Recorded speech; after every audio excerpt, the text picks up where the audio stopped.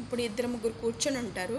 ఒక మూడో పర్సన్కి అనేది ఆ పర్సన్కి వాళ్ళు చెప్పేది దాంట్లో ఉండరనమాట. వాళ్ళ మదర్ గురించి మాట్లాడుకుంటారు కావాలని. అంటే ఎదుట మనిషికి వాళ్ళ మదర్ ఉండదు కదా, కావాలని మదర్ గురించి పదే పదే మాట్లాడుకుంటారు. మా అమ్మ అది తెస్తానంది, ఇది తెస్తానంది, అది చేస్తానంది, ఇది చేస్తానంది.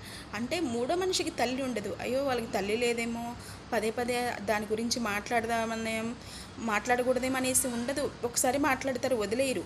పదే మా అమ్మ అది తెస్తానంది, ఇది తెస్తానంది, అది చేస్తానంది, ఇది చేస్తానంది అనేసి చెప్పుకుంటారు ఎక్కువ. అంటే వాళ్ళకి ఎదుట మనిషికి మదర్ ఉండదు కదా, అంటే ఎందుకు వాళ్ళ బాధ పెట్టాలనేసి కేవలం దాని గురించే మాట్లాడతారు. లేదు కదా, లేని వాళ్ళ గురించి ఏదైతే వాళ్ళ దగ్గర ఉండదో దాని గురించి ఎక్కువ మాట్లాడితే వాళ్ళకి ఎలాగో బాధ ఉంటుంది కదా, మనిషి అన్నాక బాధ లేకుండా ఉండదు కదా. అలా ఉంటారు కొంతమంది.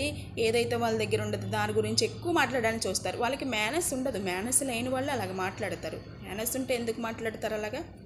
అవును కదా.